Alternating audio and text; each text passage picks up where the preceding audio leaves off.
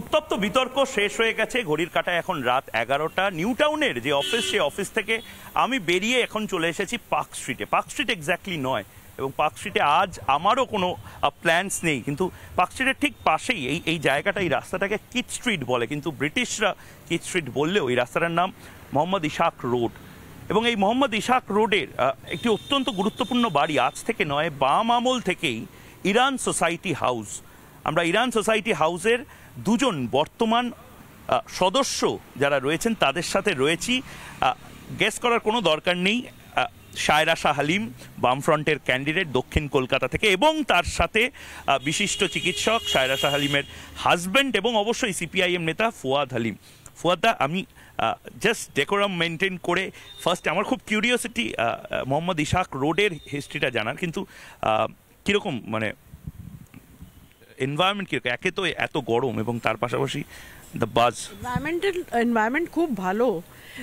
মানুষ পলিটিক্যাল এনভায়রনমেন্টের কথা, পলিটিক্যাল এনভায়রনমেন্টে আমি কথা বলছি।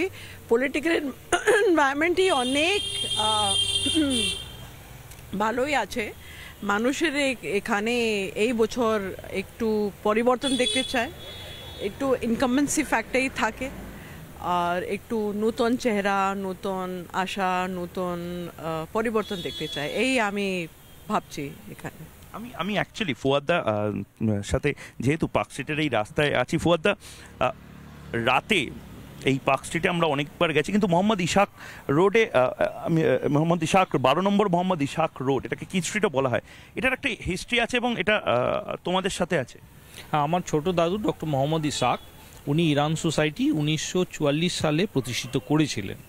ইরান সোসাইটির মূল কাজ হলো যে ভারতবর্ষের মধ্যযুগের ইতিহাস পুরোটাই প্রায় ফার্সি ভাষায় নথিভুক্ত, ফলে ভারতবর্ষের যে যোগসাজশ ফার্সি ভাষায় যেন বজায় থাকে, সেটা হচ্ছে বাঁচিয়ে রাখার হচ্ছে দায়িত্ব ইরান সোসাইটি, এবং সেই ভূমিকা আমরা পালন করি যে ভারতবাসীরা সবসময় তাদের নিজস্ব মধ্যযুগের ইতিহাস যেন ফার্স্ট হ্যান্ড সোর্স হিসেবে জানতে পারে, সেকেন্ড হ্যান্ড সোর্স অথবা ট্রান্সলেশনের উপর যেন না নির্ভরশীল হয়। এই কাজ দায়িত্ব নিয়ে ইরান সোসাইটি করে যাচ্ছে। দিনের শেষে ভোটের দেশে বলে এই অনুষ্ঠানটার নাম, আমি শায়রাদিকে আরেকবার জিজ্ঞেস করতে চাই, এই যে ভোট বারবার আসে, মানে রেগে যেও না, বাট মনে হয় না যে সিপিআইএম এর জায়গায় হয়তো আম আদমি পার্টি বা তৃণমূল কংগ্রেসের হয়ে দাঁড়ানো? তৃণমূল কংগ্রেস তো অনেক ভালো ভালো ক্যান্ডিডেট তাদের কথায় নিয়েছে, সাগরিকা ঘোষকে রাজ্যসভায় পাঠিয়েছে, বহু ক্যান্ডিডেটকে। তো ফুয়াদ হালিম কখনো মনে হয় না যে শায়রা শাহ হালিমকে একটু ইন্সপায়ার করছে? তৃণমূল কংগ্রেসের তুমি হয়তো রাজ্যসভার এমপি হতে পারতে, you had the option. Thing is কে বামরা পার্টিকে চেঞ্জ, দল বদল করছেন না, একটু আইডিওলজি নীতি নিয়ে কাজ করছেন। তো ওই নীতি নিয়ে আমি মানুষের সাথে কাজ করতে চাই। We do not change our ideology. We are very committed, driven people who want to help out humanity. And এই নীতি নিয়ে আমি প্রচার করছি, আর আমি অনেক আশাবাদী মানুষের আমার ক্যান্ডিডেটকে পছন্দ করবে। they will want an educated representative. তো এই আশা করি আমি প্রত্যেক বাড়ি বাড়ি আমি ঘুরি, আর এখানে ভালোই প্রচার চলছে। আর আমি অনেক আশাবাদী কে আমার ক্যান্ডিডেটকে মানুষের পছন্দ করবে, আমাকে হাজবেন্ড কতটা সাপোর্ট করছে? অনেকগুলো, একটু ব্যাক এন্ড পুরো একটু অফিস ম্যানেজ করছেন, আমি বাইরে। এখন ডাক্তারবাবু বেশি করে অফিস ম্যানেজ করছে। দেখো, নির্বাচন আমি অংশগ্রহণ করছি 1987 সাল থেকে, ফলে বেশিরভাগ সময় রাস্তায় হচ্ছে দেওয়াল লেখা থেকে শুরু করে অফিসে কাজ করায়, ভোটার স্লিপ বিলি করা, ঘর ঘর গিয়ে প্রচার করা, এবং কিছু বছর হচ্ছে ক্যান্ডিডেট হিসেবে, আবার হচ্ছে এই বছরে আরেকজন ক্যান্ডিডেটও হয়ে আমি কাজ করছি। এটা ঘটনাচক্রে সেই ক্যান্ডিডেট আমার স্ত্রী শায়রা শাহ হালিম। এটা কি পরিবারবাদ বলা যায়? এটাকে বলতে হয় যে একটি দর্শন যেটা সামগ্রিকভাবে আমরা চাইছি মানুষ গ্রহণ করুক, যদি আমাদের পরিবারের লোকজন, পরিবারবাদ বলে, আমি সেটাই বলছি, এটাইকে যদি আমাদের পরিবারের লোকজন গ্রহণ করে, তাহলে সেটাই হচ্ছে সবথেকে গুরুত্বপূর্ণ বিষয়। আমরা চাই না যে শুধুমাত্র হচ্ছে বাইরের লোকজন আমাদের রাজনীতি করুক, বাইরের লোকজনের কাছে নিদর্শন হিসেবে আমাদের পরিবার। বামপন্থী রাজনীতি তো কঠিন রাজনীতি, বুঝতে হয়, নীতির ব্যাপার আছে, দর্শনের ব্যাপার আছে, মানুষের প্রতি কমিটমেন্ট আছে, স্যাক্রিফাইস আছে। সবটা মিলিয়ে যদি আমাদের পরিবারের লোকজনকে আমরা কনভিন্স করতে পারি, তাহলে আমার মনে হয় সেটা হচ্ছে একটা মূল দিকটা আমরা পেরিয়ে এসেছি, মূল লড়াইটা আমরা পেরিয়ে এসেছি, এবং মানুষ নিশ্চয়ই সেটাকে সেভাবে গ্রহণ করবে। আমি ভেবেছিলাম যে তোমাদেরকে ফার্স্টেই আমি আসছিলাম যখন, তখন আমি ভাবছিলাম যে ইরান সোসাইটি হাউসে পার্ক স্ট্রিটে দেওয়াল লিখনটা, তোমরা একটু দাঁড়াও, আমি একবার ওই সাইডে যেতে চাই, গিয়ে একবার দেখাতে চাই দর্শককে যে পার্ক স্ট্রিটে আসলে সিপিআইএম এর দেওয়াল লিখন আছে কিনা। অ্যাকচুয়ালি কিন্তু ফুয়াদ হালিম, সায়রা শাহ হালিমের বাড়ির সামনে দেওয়াল লিখন আছে, এবং এখানেই আমার প্রশ্নটা সায়রা শাহ হালিম বা ফুয়াদ হালিম প্রত্যেককে, পার্ক স্ট্রিটের ক্রাউড তো বলবো না, দর্শক বা ভোটার, তাদেরকে কি কোনোভাবে কনভিন্স করতে পারবে যে কেন বামফ্রন্ট, কেন উনি ভদ্রমহিলা যিনি যাচ্ছেন ওনাকে, ম্যাডাম এখানে এখানে কে জিতবে? কি করে বলি এখন, বলুন তো। কাদের মনে হচ্ছে জিততে পারে? আমার তো মনে হয় তৃণমূলই জিতবে। কেন? যেরকম পজিশনে আছে, এই যে দুর্নীতি, এত চুরি হচ্ছে, ও সব ম্যাজিক, সবই একই ব্যাপার। এই ম্যাজিক করে দুর্নীতি চুরি এগুলো ভ্যানিশ করে দেওয়া যায় না? করে দেখতে পারেন। আপনি তো ভোটার, আপনার কাছেই তো সব পাওয়ার। কি বলবো, কি বলবো, আমাদের অ্যাকচুয়ালি এইটাই সিচুয়েশন হয়ে গেছে, কি বলবো। অরিন্দম আচার্য এই মুহূর্তে রাস্তা দিয়ে যেতে যেতে ইমিডিয়েটলি অরিন্দম আচার্য প্রাক্তন পুলিশ কর্তা, মানে এটাই হচ্ছে পার্ক স্ট্রিট, যেখানে ক্যান্ডিডেটের সাথে অনেকেই রয়েছেন। অরিন্দম দা, এই মুহূর্তে সায়রা শাহ হালিম, কি মনে হচ্ছে? খুব ভালো লাগছে তো আপনি যে এইভাবে কভারিং করছেন টু নো দ্য ট্রুথ, এবং সাধারণ মানুষের দাঁড়ে দাঁড়ে আজকে পৌঁছে দিচ্ছেন, এটা আমি খুব গর্ববোধ করি। সায়রা শাহ হালিম বা বামফ্রন্টের নিশ্চয়ই তো পাশে তো রয়েছে তো, হ্যাঁ আমরাও তো চাই এরকম শিক্ষিত মানুষরা আজকে সত্যি জিনিসটার জন্য আমাদের ভারতের, এবং সত্যি রাজনীতিতে আজকে ভালো ভালো মানুষ আসুক। আমরা চাই যে রাজনীতিতে যাতে ক্রিমিনালদের যে সেলটার না হয়, সুস্থ একটা রাজনীতিবিদ আনার জন্য আজকে শিক্ষিত মানুষরা এগিয়ে আসুক, আমরা সত্যি এটা চাই। এবং আমার এটাও আশা যে আগামী দিনে রাজনীতি ছাড়া ভারতের যে ফান্ডামেন্টাল চুরি চুরি না না চুরি, এইটাই তো আজকে প্রতিবাদ হচ্ছে। এই তো আমি আজকে বেরোলাম, আজকে সমস্ত জায়গায় যে হোটেলে খেতে যাচ্ছি, আপনি বিশ্বাস করবেন না ময়ূকবাবু, একটা জায়গায় আজকে আমি একটা মিটিংয়ে ছিলাম, আজকে সব জায়গায় শুধু এটাই আলোচনা হচ্ছে যে এনআইএ যদি হাইকোর্টের অর্ডারে হতে পারে, সেখানে নিয়ে আজকে বাধা হচ্ছে। আজকে এত চুরি, আজকে এত শিক্ষিত মানুষ, তারা আজকে চাকরি পাচ্ছে না, চতুর্দিকে আজকে দুর্নীতি, এইটাই তো। এইটাকে কেটার করতে পারবেন? রাস্তা দিয়ে একজন টিভি প্যানেলিস্ট, প্রাক্তন পুলিশ কর্তা, তিনি রাস্তা দিয়ে যেতে যেতে আপনাদের দাঁড়িয়ে পড়লেন, এই যে আবেগ, এই ভদ্রমহিলার আবেগ, সবাই বলছেন যাই করে নিন, আয়েগা তো তৃণমূলী, তা এইটাকে how do you counter this? না, এটা একটু বাইনারি চলছে মানুষের, কোনো মানুষ এই কথা they think like that, but কিন্তু এখানে যা আমাকে যা ফিডব্যাক যা মানুষের দিয়েছেন, কি মানুষের পরিবর্তন নিশ্চয়ই চায়, এই বছর একটু মালা বদল করতে চায়, কি অনেক হয়ে গেছে। সেটা বিজেপি নয় কেন? If not Trinamool, why not BJP? BJP একটু সাম্প্রদায়িকতা শাসন করেন, একটু মানুষের দঙ্গা ফাসাদ রাইট এই ভায়োলেন্সকে পছন্দ করেনি। এ তো মানুষের একটু মানুষবাদী একটু নীতি চায়। They want people to be progressive, they want people to be inclusive, এটাই মানুষের চায়, শান্তি চায়, কোনো দাঙ্গা ফাসাদ চায় না, এটাই মানুষ। তো সিপিএম, ফুয়াদ হালিম, আমি দেখছিলাম বাই দ্য ওয়ে আপনাদের কংগ্রেসের মানে আপনাদের বন্ধু কংগ্রেসের যে ম্যানিফেস্টো, সেটা নিয়ে আমাদের আজকে বিগ ডিবেট হচ্ছে। আপনারা তো মোহাম্মদ আলী জিন্নার যে ম্যানিফেস্টো মোটামুটি এক করে দিয়েছেন, সিপিএমও ইনফ্যাক্ট কাশ্মীরে আপনারা 370 আবার ফিরিয়ে আনবেন বলছেন। এই সব কথা বাংলার মানুষকে বলতে পারবেন? জানে তারা? দেখুন, মোহাম্মদ আলী জিন্না ছিল দেশ ভাগ করার ম্যানিফেস্টো, সেই ম্যানিফেস্টো হচ্ছে আরএসএস এর ম্যানিফেস্টো এবং হিন্দু মহাসভার ম্যানিফেস্টো ছিল। মোহাম্মদ আলী জিন্নার ম্যানিফেস্টো? হ্যাঁ বলছি আপনাকে। আপনি কি এখানেই জবাব চায় বাংলার সেট বসাতে চান? না, হওয়া উচিত একেবারে। দ্বিজাতি তথ্য হচ্ছে আপনার একেবারে সারওয়ারকারের ভাবনা চিন্তা, যারা হচ্ছে হিন্দু মহাসভা, ইনফ্যাক্ট আরএসএস এবং মুসলিম লীগ পশ্চিমবাংলায় হচ্ছে একসাথে সরকার চালিয়েছে, হিন্দু মহাসভা শ্যামাপ্রসাদ মুখার্জি মন্ত্রিসভা ছিলেন, আর সিন্ধে হচ্ছে তারা একসাথে সরকার চালিয়েছে, এবং সিন্ধে একমাত্র প্রিভি কাউন্সিল যেখানে দেশ ভাগ করার প্রস্তাব পারিত হয়েছে, সেই সরকারে হচ্ছে হিন্দু মহাসভার হচ্ছে ক্যাবিনেটে ছিল।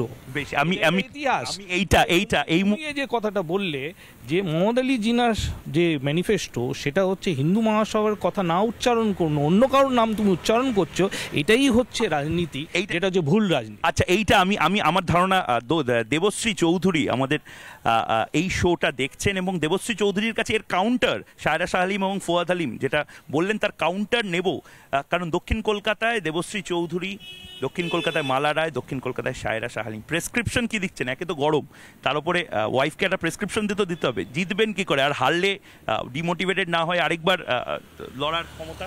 আমি তো ওয়াইফকে প্রেসক্রিপশন দেবো না, আমার কমরেডকে প্রেসক্রিপশন দেবো, যে লড়াই করছে, মানুষের হয়ে লড়াই করছে, এবং মানুষের জন্য লড়াই করার জন্য যা যা করণীয় সেইভাবে হচ্ছে প্রেসক্রিপশন শুধুমাত্র আমি দেব না, আমাদের সব কমরেড যারা হচ্ছে এই এলাকার মধ্যে কাজ করছে তারা এই প্রেসক্রিপশন দেবে, যে দাঁতে দাঁত কামড়ে পড়ে থাকা, প্রত্যেকটা হচ্ছে মানুষের কাছে পৌঁছে যাওয়া, এবং বার্তার মধ্যে নীতি আদর্শ বাদ দিয়ে অন্য কিছু যেন না থাকে। বেশ, একদম অনেক রাত হয়েছে, এবং আপনাদের ডিনারের পরেও আমরা এখানে একটু আপনাদের বললাম, কারণ কি এটা আলটিমেটলি ঘুমের দেশে যাওয়ার আগে ভোটের দেশে আমাদের এই অ্যানালিসিসটা চলতে থাকবে। থ্যাংক ইউ সো মাচ দুজনকে, অনেক অনেক কংগ্রাচুলেশনস, এবং লড়াইটা চোখে চোখ রেখে আমরা করবো। ফুয়াদ্দা, আপাতত এখানেই আমি শেষ করছি। পার্ক স্ট্রিট বা মোহাম্মদ ইশাক রোড বা কেট স্ট্রিট যাই বলুন না কেন, কোথায় যায়, কোন দিকে যায়, সেইটার দিকে আমাদের চোখ থাকবে। কিন্তু পার্ক স্ট্রিট থেকে একদম স্ট্রেট চলে যাব বারাসতে এই মুহূর্তে শুভ্রাংশু রয়েছে। বারাসতে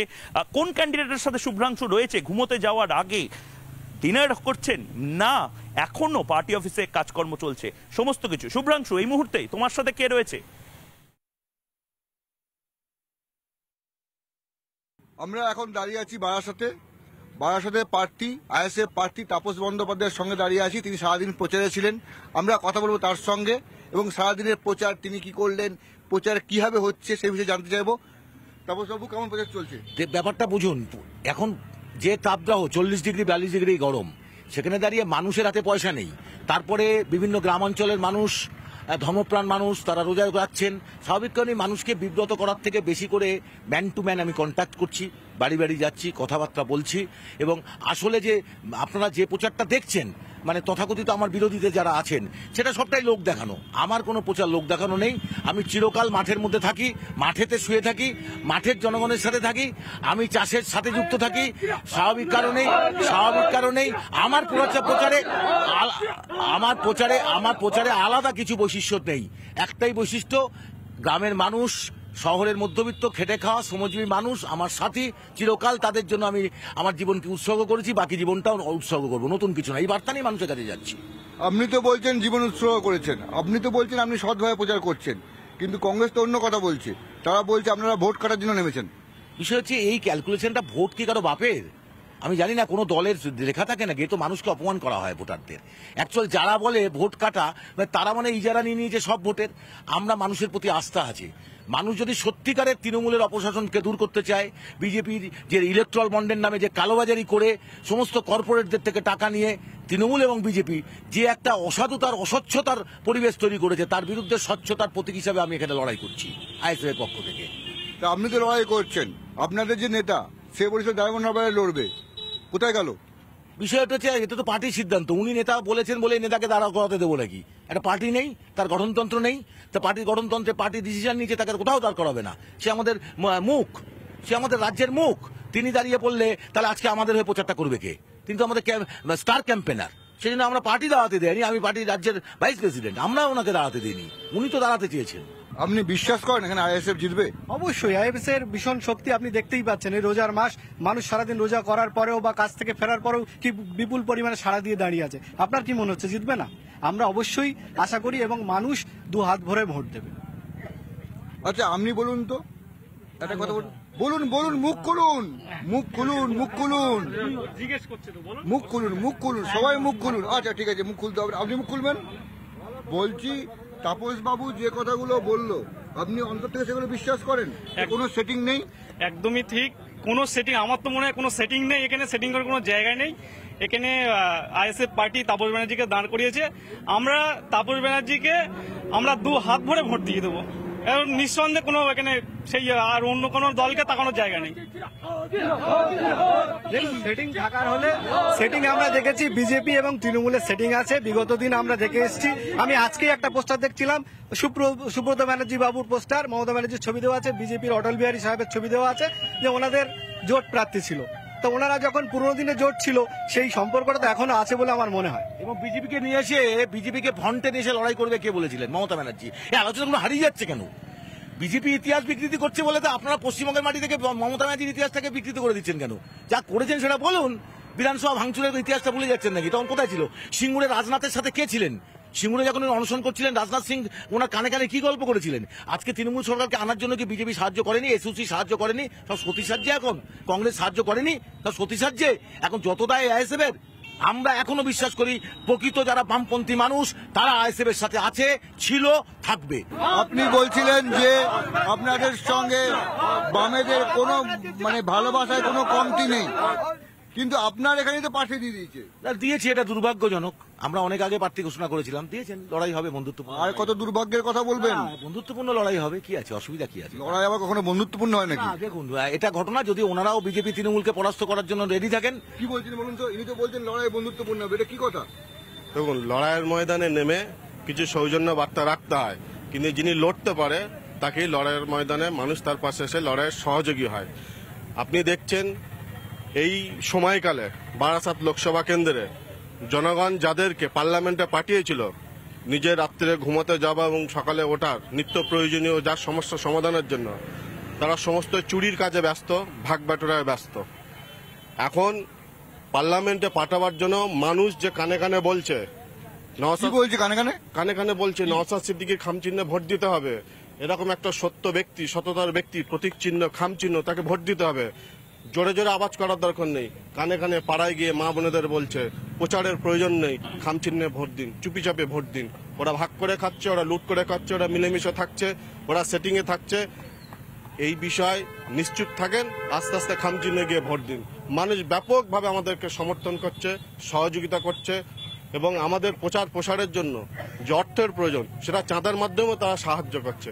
এই নিয়ে আমরা ময়দানে নেমেছি এবং আগামী দিন আপনি নিশ্চিন্তে থাকুন, পশ্চিমবাংলার বুকে আইএসএফ এর পক্ষ থেকে তাপস ব্যানার্জির নেতৃত্বে পার্লামেন্টে আমাদের একাধিক সদস্য যাবে। আপনি নিজে নিশ্চিন্তে? 100 কেন, 100-এর উপরে যদি আমরা নিশ্চিন্তে যে আমাদের প্রার্থী পার্লামেন্টে যাবে। এখানে 3 বারের এমপি কাকলি ঘোষ দস্তিদার, 3 বারের এমপি যে কৌশলে যেতে এবারে পঞ্চায়েত নির্বাচনে আমরা দেখিয়ে দিয়েছি, সেই কৌশলে আপনাকে কিভাবে পাল্টে দিতে হয়। আমরা এখানে পঞ্চায়েতে কে জিতেছি? এই তো আমাদের পঞ্চায়েত সদস্য আছে। মহিলা প্রার্থী কোথায়? কোথায় পঞ্চায়েত সদস্য কোথায়? আপনি জিতেছেন পঞ্চায়েত? স্বামী মহিলা প্রার্থী স্বামী পঞ্চায়েতে জিতেছেন আপনাদের লোক? পঞ্চায়েত? হ্যাঁ হ্যাঁ, পঞ্চায়েতে জিতেছে। কিভাবে জিতেছেন? আইএসএফ স্বচ্ছ মানুষ ভোট দিয়েছে, আমরা জিতেছি। স্বচ্ছভাবেই ভোট হয়েছে আমাদের এখানে, আমরা জিতেছি। যেখানে যেখানে স্বচ্ছ ভোট হয়েছে সেখানে সেখানে আইএসএফ প্রার্থী বেরিয়ে গেছে। আমরা 7টা 8টা দিয়েছিলাম, আমরা 7টা বেরিয়ে গেছি এখান থেকে। পঞ্চায়েতের ভোট আর লোকসভার ভোট, দেখুন মানুষ আর ভাতার পক্ষে নেই, মানুষ বুঝতে শিখেছে। আজকে দেখুন ফলের দাম কোথায়, রোজার মাস যেখানে ফলের দাম কম হওয়ার উচিত সেখানে 300 টাকা কেজি আপেল কিনতে হচ্ছে। আপনি সরিষার তেলের দাম জানুন, এগুলো মানুষ বুঝতে শিখেছে। মানুষ আর ভাতার দিকে নেই, মানুষ এখন চাইছে আইএসএফ ক্ষমতায় আসুক। আইএসএফ আসলে আপনি দেখুন 274টা এমএলএ এর মধ্যে কটা এমএলএ কে দেখা গেছে? বিধানসভা ভোটের পর কাউকে দেখতে পেয়েছে নওশাদ সিদ্দিকী ছাড়া? একমাত্র নওশাদ সিদ্দিকী দৌড়ে দৌড়ে ঘুরে গিয়ে থেকে আর কি অসুবিধা আছে জেনেছে, দিতে পারুক না পারুক বাড়ি পর্যন্ত তো পৌঁছেছে। কিন্তু ভোট নেওয়ার আগে যাদের দেখা যায়, ভোটের পরে 5 বছর 10 বছর 15 বছর যাদের দেখা যায় না, তাদেরকে কেন আমরা ভোট দিতে যাব? মানুষ সেটাই বলতে চাইছে। মানুষ এবার আইএসএফকে ভোট দেবে। মানুষ তাপস ব্যানার্জিকে চাইছে। তাপস ব্যানার্জি এমন একজন সৎ মানুষ যিনি বিলো লেভেলে নেমে কাজ করেন, মানুষের কাছে পৌঁছান, মানুষের সুবিধা অসুবিধার খোঁজ নেন, নিজের সামর্থ্য অনুযায়ী পকেট থেকে দিয়ে সাহায্য করেন। তাহলে সেই মানুষটাকে আমরা কেন চাইবো না? একজন এমপি যাকে আমরা 15 বছর ভোট দিলাম, তার কি দেখলাম? তিনি টাকা নিচ্ছেন, তিনি প্রকাশ্য ধর্মীয় বিষয়ে হস্তক্ষেপ করছেন, তিনি মানুষকে কাফের বলছেন। তাকে এই অধিকার কে দিয়েছে? তার কি অধিকার আছে একটা ধর্মের মধ্যে গিয়ে তার যে নিয়মকানুন আছে তাতে হস্তক্ষেপ করার? সেখানে যারা ছিল তারা প্রতিবাদ করার ভাষা হারিয়ে ফেলেছে। টিএমসি যারা, তারা দালালি করছে। এই জন্য মানুষ বুঝে গেছে, মানুষ আইএসএফকে চাইছে। মানুষ আইএসএফকে এবারে বিপুল ভোটে জয় করবে, আমরা এটা আশাবাদী। এই অঞ্চলটা তো আইএসএফ একটা বড় ঘাঁটি বলে সবাই। হ্যাঁ, এই অঞ্চলে আমরা 10টা প্রার্থী দিয়েছিলাম, তার মধ্যে ধরুন 5টা জিতেছে, 2টো নির্দলে জিতেছে, ওরা অন্যদিকে আছে। কিন্তু এই 5টা যে জিতেছে তারা যেভাবে মানুষের কাছে গিয়ে পৌঁছাচ্ছে, মানুষের কাজ করছে, মানুষ আগামী দিন এই আইএসএফকেই চাইছে। কিন্তু এই যে বিষয়টা, এই অঞ্চলটা না হয় আইএসএফ একটা বিশাল ব্যাপার, কিন্তু গোটা বারাসাতের পঞ্চায়েত যতগুলো বারাসাত লোকসভা পঞ্চায়েত কেন্দ্রে সব কটাতে আমরা পঞ্চায়েত দখল নিয়ে নিতে পারতাম। গণনা কেন্দ্রে কেড়ে নিয়েছে। অশোকনগর, মিনাখাই, দেগঙ্গা, মধ্যমগ্রাম, রোহান্ডা, খামারপাড়া কেড়ে নিয়েছে। আপনারা জানেন সবকিছু। পঞ্চায়েতের সমস্ত ফল তার নিরিখে কিন্তু লোকসভা কেন্দ্রে আমরা এখানে প্রার্থী দিই। বিধানসভা ভোটেও তো আপনি অনেক ভোট পেয়েছিলেন, তারপর কি হলো? তারপরে পুশ করে 72টাও বিভিএম তার আগে পাল্টি হয়ে গেছিল, সেগুলো চেপে গেল, বেরিয়ে গেল। এবার সেটা দেখুক সেন্ট্রাল কমিশন। এবং শুধু ক্রিমিনাল এখন অ্যারেস্ট হচ্ছে না কেন বলুন তো? যারা পঞ্চায়েত নির্বাচনে যে করলো আমরা ধরিয়ে দিলাম, রাজ্যপালকে যে ঘোষণা জানালাম কারা কারা কেড়ে নিয়েছে গণনা কেন্দ্রে, বুথ দখল করেছে, তারা এখনো অ্যারেস্ট হয়নি কেন? আপনারা লড়াই করতে পারেননি? লড়াই আমরা কি ওদের মতন অস্ত্র তুলে নেবো নাকি হাতে? ওদের হাতে অস্ত্র আছে, পুলিশ আছে, থানাগুলো তো তৃণমূলের সমস্ত পার্টি অফিস হয়ে গেছে, ওরা পুলিশ নিয়ে করছে। আর আমরা তো চাই না, আমরা সৌহার্দ্যের বার্তা নিয়ে মানুষের কাছে যাই। আমরা লড়াই মারের বদলা মার দিতে চাই না। সেই জন্য বন্ধুত্বপূর্ণ লড়াই করছেন। অবশ্যই বন্ধুত্বপূর্ণ লড়াই কেউ যদি দাঁড়ায়, কালকে আমি আপত্তি করতে পারি? গণতান্ত্রিক অধিকার আছে সবার দাঁড়ানো, দাঁড়াতে পারি। মানুষ বিচার করবে কাকে ভোট দেবে, মানুষ বিচার করবে কাকে ভোট দেবে। যারা শক্তিশালী বিজেপি তৃণমূলকে প্রকৃতভাবে যারা পরাস্ত করতে চায় তারা আমাকেই ভোট দেবে, এটা দৃঢ় বিশ্বাসের সাথে আপনাকে বলছি। আর আমাদের পকেট ভোট তো আছেই, আমরা 4 লাখ ভোট পকেটে নিয়ে মাঠে নেমেছি। পঞ্চায়েত লেভেলে বুথ স্তরে গিয়ে আমি সংগঠন করেছি, সংগঠনটা কোথায় দাঁড়িয়ে আছে আমার থেকে ভালো কেউ জানে না।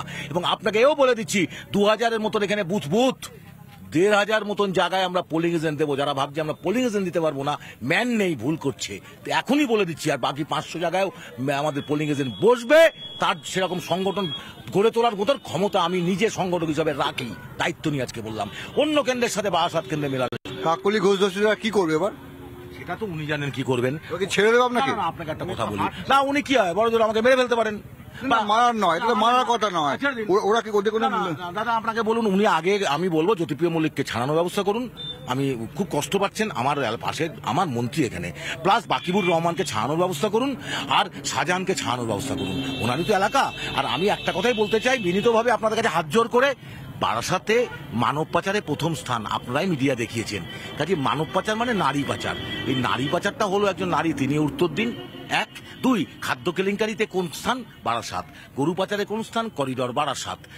শিক্ষা চুরি কোন স্থান? উত্তর 24 পরগনা। তার তো নেত্রী উনি, তাহলে ওনাকে তো কৈফিয়ত দিতে হবে। কামদুনির এখনো পর্যন্ত সাজা পেল না কেন? এখনো কামদুনির আসামিরা কেন বাইরে ঘুরে বেড়াচ্ছে? এই কৈফিয়ত তো ওনাকে দিতে হবে। সুজেটের সাজা পেল না কেন? উনি বলেছিলেন সুজেটের সাথে খদ্দেরের গোলমাল, একটা নারীর কাছ থেকে আশা করিনি। উনি পঞ্চায়েতে যখন আমাদের গণনা কেন্দ্রে কেড়ে নিচ্ছে, জেতা প্রার্থীকে মেরে বের করে দিচ্ছে, একটাও তো উনি বলেননি সংবিধান রক্ষা করো। আমরা আশা করেছিলাম আমার দিদির সম, যাকে সম্মান করি, তিনি আমারও এমপি 15 বছরের, আমি আশা করেছিলাম উনি অন্ততপক্ষে এই গণতান্ত্রিক অধিকার হরণ হচ্ছে এর বিরুদ্ধে কথা বলবেন। উনি বলেননি। 15 বছর উনি বলছেন অনেক অভিযোগ আছে, আর সঙ্গে ইনি একটা কথা বলছেন, 4 লাখ ভোট পকেটে রেখেছেন, অবশ্যই দিয়ে মাঠে নামছেন। একদম বাকি ভোটটা এই প্রচার করে উনি ব্যবস্থা করে নেবেন। এখন সেটা ভোটের দিন আমরা যখন রেজাল্ট বেরোবে আমরা দেখবো। কিন্তু আমরা আজকে যেটা বলতে পারি যে প্রচার হচ্ছে, সকাল থেকে প্রচার হচ্ছে, সঙ্গে যারা সঙ্গী সাথীরা আছে তারাও খুব কনফিডেন্ট, তারা সকলেই বলছে জিতবো। আমরা সব খবরে থাকবো, কি হচ্ছে না হচ্ছে, তাপসবাবুরা কি করছেন, কিভাবে এগোচ্ছেন না পিছোচ্ছেন, সব খবর দেবো।